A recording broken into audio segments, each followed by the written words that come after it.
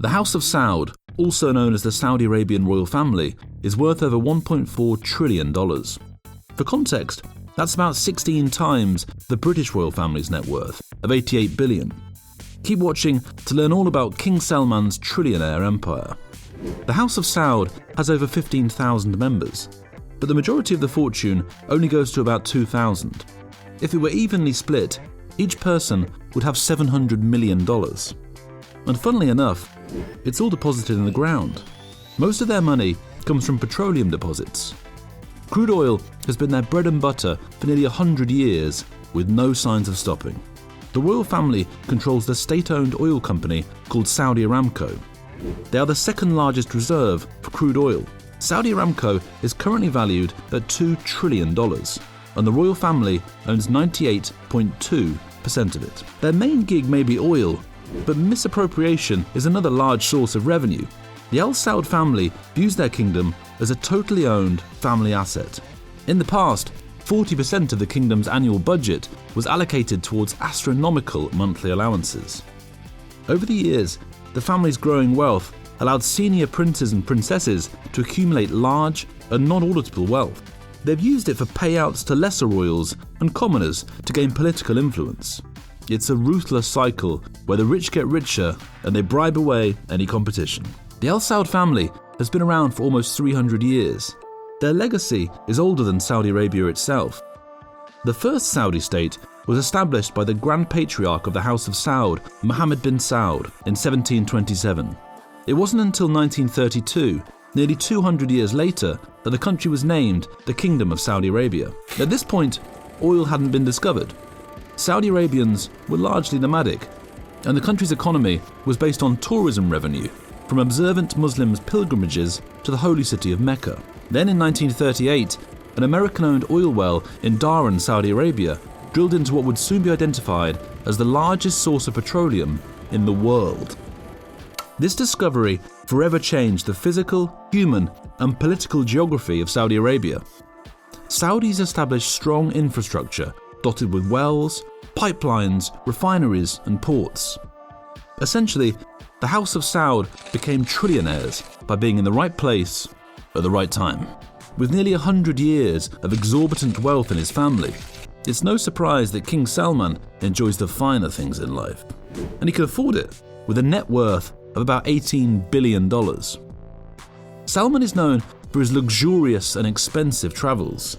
He made headlines in 2017 for his trip to Russia. He bought an entourage of 1,500 people, 1,764 pounds of food, and his own furniture and carpets. If he has the best there is, then why would you settle for anything less? That belief apparently applies to everything, because he also brought his own golden escalator along for the ride. The shiny staircase is a staple in the king's travels. It's unknown how much it cost.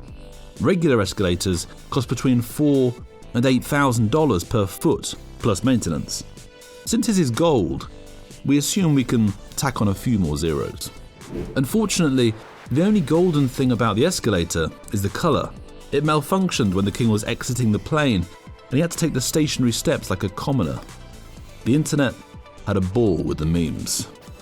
For his historic visit to Russia, the Saudi government completely booked out the Ritz-Carlton and the Four Seasons. That's what happens when you bring over 1,000 of your closest friends to the party. The Four Seasons was forced to cancel other guest reservations and temporarily move out residents who live there permanently. The Vice President of Restaurateurs and Hoteliers of Russia estimated that booking both hotels cost about $3 million before room service. That outrageous bill is barely a drop in the bucket for this trillionaire. And the golden escalator has been on many other journeys as well. Earlier in 2017, King Salman spent $100 million on one of the most expensive vacations ever. He settled in to a 74-acre estate and reserved 800 rooms in some of Morocco's swankiest hotels for his 1,000 guests. And so everyone had transportation, he made sure to lease 200 cars for the group. The $100 million price tag of the getaway accounted for 1.5% of the country's revenue from foreign tourism in 2017. Imagine spending so much money on one thing that you become a significant statistic. 2017 was a big travel year for the king, and when he went to Russia, it was part of a very expensive tour throughout Asia, and the purchases will make your head spin. It turns out one golden escalator is simply not enough golden stairs for this monarch. That's why on his tour through Asia, he had 2 in tow. Understandably, these are heavier than your average escalator because of the extra, super expensive gold. And he also travels with cars and massive amounts of luggage. That's why he chartered a $14 million Lockheed C-130 Hercules plane that belongs to the Royal Netherlands Air Force. It was designed to transport tanks and other heavy cargo over long distances. That makes it the perfect aircraft for the king's 500 tons of luggage. In addition to lots of stuff, Salman also travels with lots of people, 1,500 in total. He had 100 bodyguards, which can cost up to $3,500 per hour. He also had 25 princes and 10 ministers. The combined net worth of his entourage is in the multi-billions. The king booked over 1,200 rooms in Tokyo's top hotels to accommodate his squad. To get around, he bought 2 Mercedes-Benz S600s from home. We're sure it's difficult to ride in an unfamiliar limousine. We would have bought our own too. For his guests, he had 500 additional limos ordered into Tokyo for everyone to get around. To transport that many people, the king had to charter 6 Boeing passenger jets, including his personal 747. To purchase these planes will cost nearly $3 billion, though it's unclear how much he paid to charter them. We wonder what kinds of things you do on a vacation that's so expensive it could put a small town through 4 years of college. When the king is not travelling, his home base, it's a working palace that also serves as the headquarters for the royal court. It's unknown how much the opulent structure is worth. However, the size and expensive furnishings would suggest it's somewhere in the million to billion dollar range. The outside has a classic Arabic design with geometric motifs and arched windows, but it's pretty minimalist. The inside, however, is decked out in gold with huge chandeliers and ornate antiques. There's also Italian marble floors and intricately carved ceilings and wall panels. Overall, it's what you'd expect a king's palace to look like, meaning their trash cans are probably more expensive than most people's cars. Riyadh is unfortunately a turbulent place, especially for a controversial leader. During times of unrest, or when the king simply wants to stay in a different palace, he has multiple overflow homes to go to. The Al Auja Palace, also located in Riyadh, is more of a testament to Saudi Arabian culture. The walls are decorated with intricate carvings and black and white photos of Riyadh. There's also hand-carved furniture and mosaic flooring. It's definitely less ostentatious than his main palace, but it's still ornate enough to know a king lives there. His last notable home in Riyadh is the Urga Palace. This structure is more gilded like Al Yamama, with rich silk carpets and pricey Italian marble. In 2015, the king hosted none other than Barack Obama in this palace. They dined on lobster, lamb, and jeweled rice. Witnesses of the event claim they also saw golden tissue dispensers. The king won't even look at a Kleenex unless it came out of a solid gold box. It's clear that King Salman is used to a certain level of luxury in his life. However, compared to some other members of the royal family, his tastes could be considered simple. When King Salman was crowned in 2015, he appointed his son, Prince Mohammed bin Salman Al Saud, as crown prince. The young prince is known for many things, including major government reform, detaining his relatives, and huge spending. MBS, as he's widely known, has a net worth of about $5 billion. Most of his income is from oil, and he likes to make extravagant purchases. He reportedly owns a $500 million super yacht named Serene. The giant vessel includes multiple swimming pools and hot tubs, 2 helipads, a helicopter hangar, a gym, and a movie theatre. Although his father is known to travel with over 1,000 people, MBS's yacht only sleeps 24 guests in 15 cabins. By Saudi standards, that seems small, but for the rest of the world, that is a huge boat. He apparently bought the yacht after he saw it while vacationing in the south of France. In 2015, he spent $300 million on a chateau in France. At the time, Fortune dubbed it the world's most expensive home. The 17th century chateau includes fountains, a sound system, lights and air conditioning that can all be controlled by an iPhone. It also has a wine cellar, a movie theatre and a moat with a transparent underwater chamber. Because what's the point of having a moat if you'd have a secret glass room underneath? One of the prince's most notable purchases in the last decade happened in 2017 when he purchased a painting for $450 million. It was Leonardo da Vinci's Salvator Mundi, and it was estimated to sell for around $100 million. But what's more baller than paying more than $300 million over the asking price? In addition to owning luxury items, the prince also likes to spend money on experiences. In 2013, he dropped $8 million to rent the entire island of Vitalii in the Maldives. He had been known to visit a few times a year and decided to rent the island and everything on it for an epic party. The guest list was stacked with influential people who all had to be brought in by boat or seaplane. What happens in the Maldives stays in the Maldives. MBS has made headlines in the last few years for both good and bad reasons. His reforms have caused a lot of positive change, like allowing women to drive and travel alone in Saudi Arabia. They've also opened movie theatres and lightened the ban on books. However, people have found fault with his policy.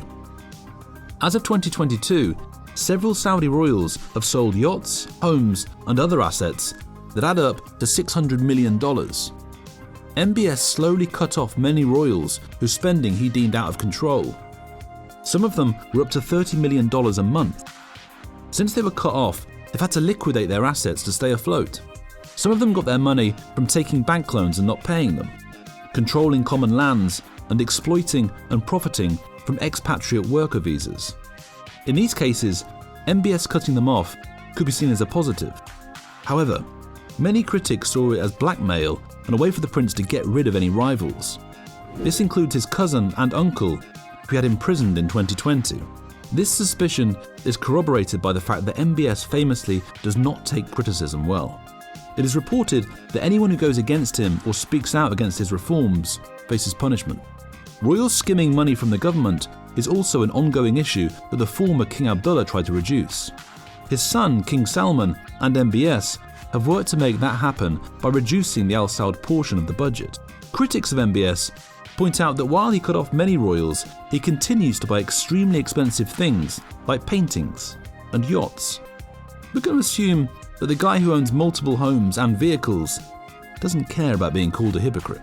Although the $1.4 trillion fortune is spread mostly across 2,000 family members, one of the most prominent is King Salman's nephew, Prince Alwaleed bin Talal. He's estimated to be worth more than $20 billion, and his purchases are nothing short of otherworldly. One of his big splurges was on a $750,000 trip to Turkey. He brought dozens of family, friends and bodyguards to the resort town of Bodrum. They also bought bicycles and their own yacht. Everyone flew in on a private jet, and then he rented out an entire beachside hotel. Reports say that Prince Alwaleed and his entourage ate like kings and tipped like billionaires. A few of the restaurants they dined in got tips of $5,000 or $10,000.